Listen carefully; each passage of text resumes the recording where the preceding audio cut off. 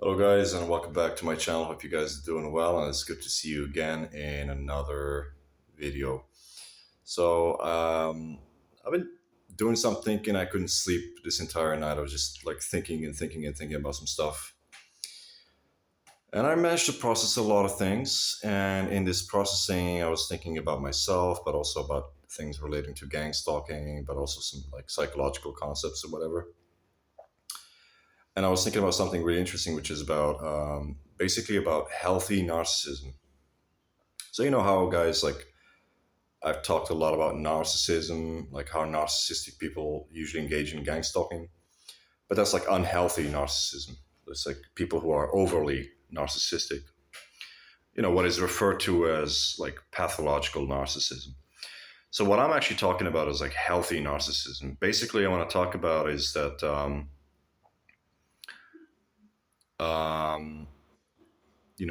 every person has a different level of narcissism, and if you want to try to put it as you can try to quantify it as some kind of like percentage, and you can say that you can put like a median, like an average, and say that the average population fits within a certain number. I'm guessing the number would be somewhere around 50%. It could be lower, it could be higher, but it doesn't really matter. So there would be like basically three levels. There would be like average narcissism, as in people have a healthy level of narcissism, who have a healthy ego. There would be people who are way below average, and there would be people who are way above average. So people who have unhealthy levels of narcissism, or who are lacking in healthy narcissism.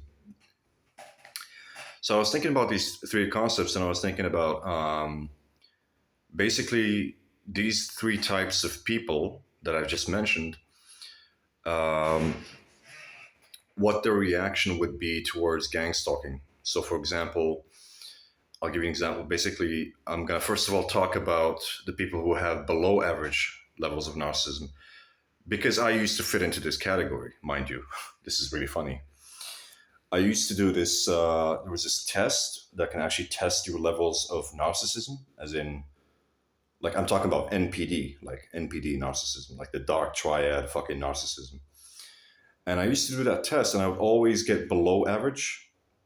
So, like, the average level would be like 45 or something percent, like the average population, the healthy level, and I would score something ridiculous like 15% or 20%, like really, really below average. And that's because I used to have low self esteem. My self esteem was really, really low, and I just didn't really have any respect for myself. I didn't really believe in myself. I didn't really have the confidence in myself. I didn't have the like dignity and honor and all these things, or pride or whatever. You know, because these things like kind of go hand in hand together, right? And I just didn't have these things. I didn't really think very highly of myself. And because of this, my reaction to gang stalking would almost always result eventually in me becoming suicidal. And I would oftentimes think about committing suicide. So that's actually something that I wanted to talk about in this video, which is how people react to gang stalking, or whatever, any type of stalking, harassment, abuse, whatever, how they would react to that, based on where they fit into the narcissistic spectrum. So my guess was that if you are somebody who has very low narcissism, as in you are below average, such a so low that it's actually unhealthy. It's like you have no like self esteem, you have no like respect for yourself or whatever. My guess is most likelihood that you are going to react to gang stalking with suicide. It is very, very likely, if you have low self esteem and a weak ego, that you're going to commit suicide. It's a very likely outcome. Now, this is the funny part because, well, the reason behind it is basically you feel that your life is hell. Gang stalking is making your life hell. It's making it very difficult. It's painful. It's not worth it anymore. So you think, oh, but you know what? My life, I am not worth anything. I am worthless. So I might as well just kill myself, right? Because it's not like my life is worth anything. I could just commit suicide and be over with this pain. But if you think about it, it's really pathetic, right? Because it's like you throwing away your life for nothing. It's kind of like the mentality of like a bug, basically. Like, flies, for example, we consider that they don't really have any worth or value. So that's not good. But on the opposite of the spectrum would be people who have high narcissism, people who are above average in narcissism. That's also not good, obviously, but they would react to the gang stalk and they would say, hell no, I'm not going to kill myself. Fuck no. That I should be tortured by these people. And on top of that, I should end up dead. I should commit suicide. No fucking way. I'm going to kill them. I'm going to kill the gang stalkers. And that's what a highly narcissistic individual would do. They would go out there and they would punish the gang stalkers. They would, buy a machine gun or buy a fucking rifle or some shit like that or a machete and go on a shooting spree or a shooting rampage and just kill all these gang stalkers. Like, you're not going to take me down. I'm going to take you down for what you did.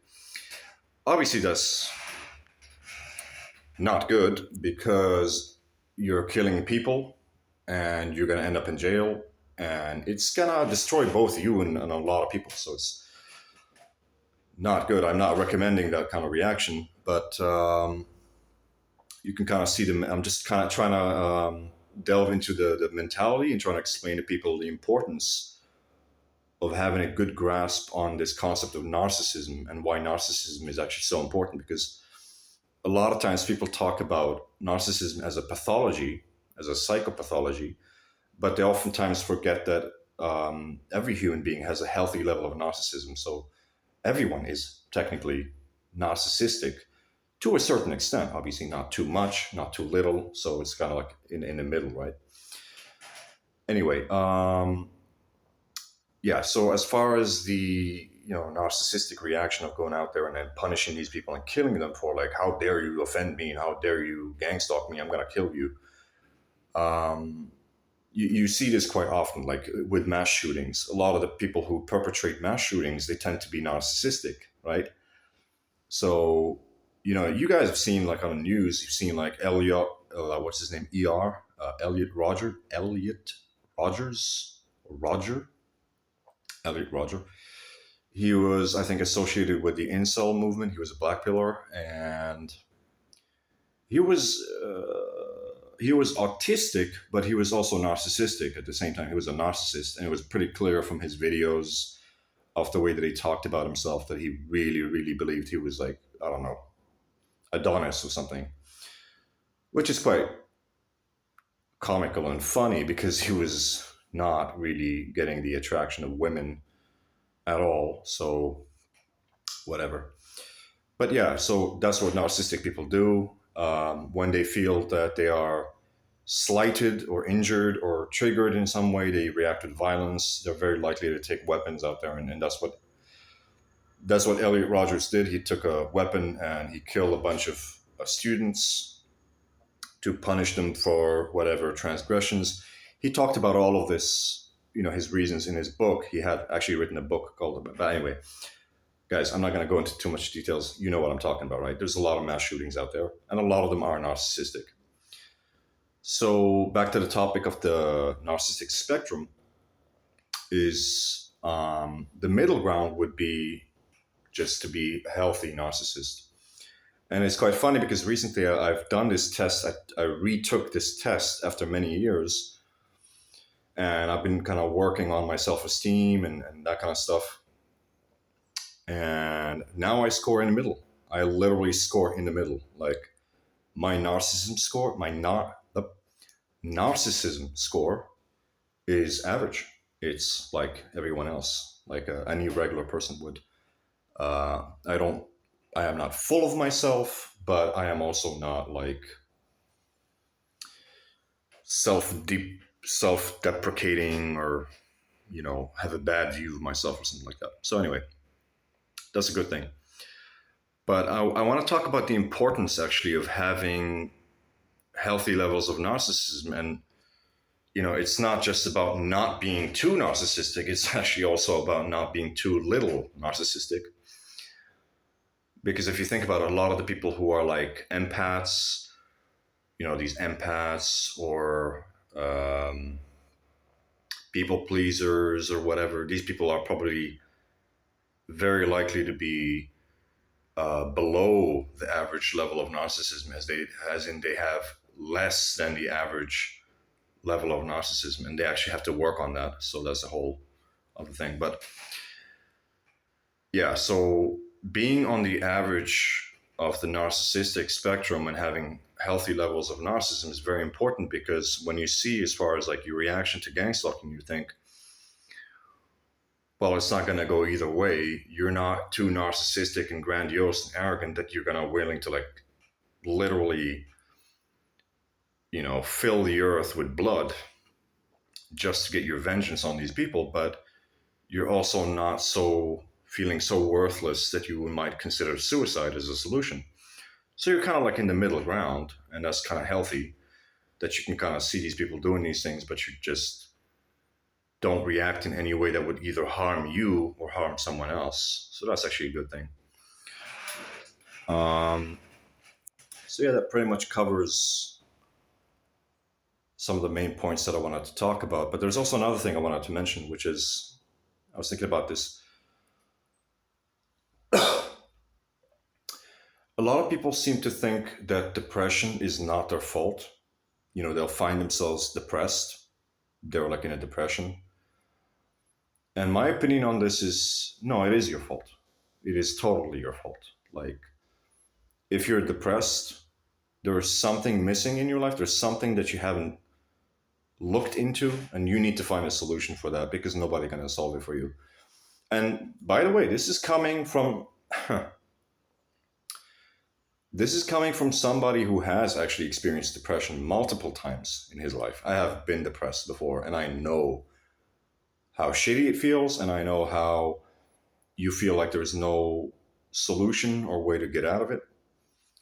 But there is, and you have to fight for it. And like a lot of things in life, you have to fight for.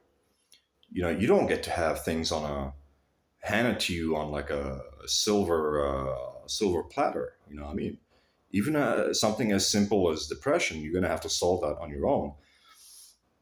And if you have been deceived into thinking that some kind of psychologist or psychotherapist or medication is going to solve your depression,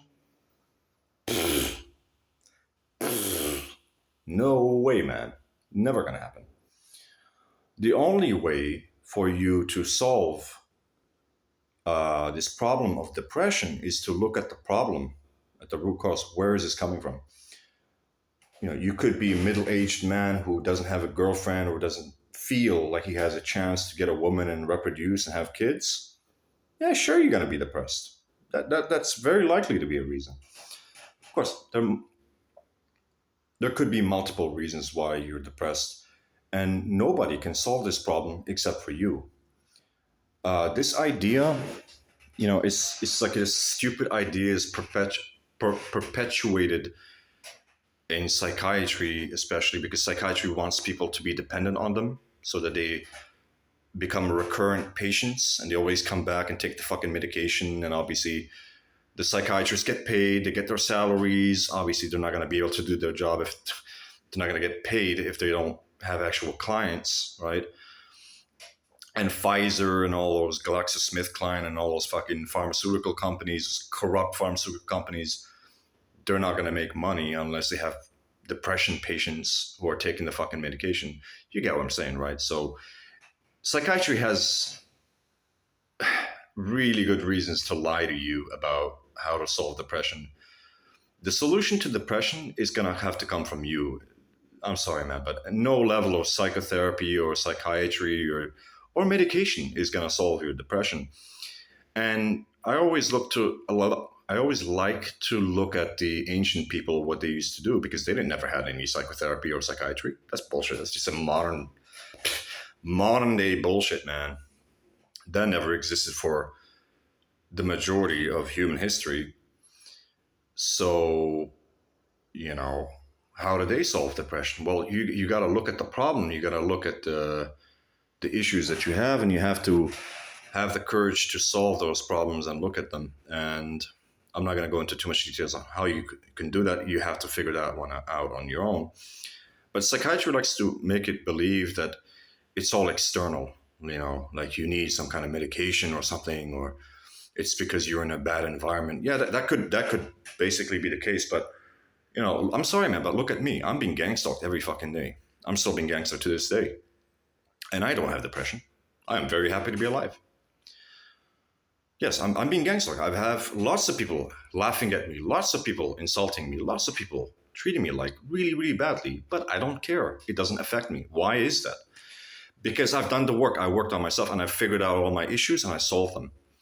And that's what psychiatry doesn't want you to do. And another recommendation to people who are suffering from depression: get on raw meat and organs. It's really going to help with depression. But yeah, there could be many, many other reasons why you're depressed, and psychiatry is not going to be the solution. You have to solve the problem, and it's your fucking fault.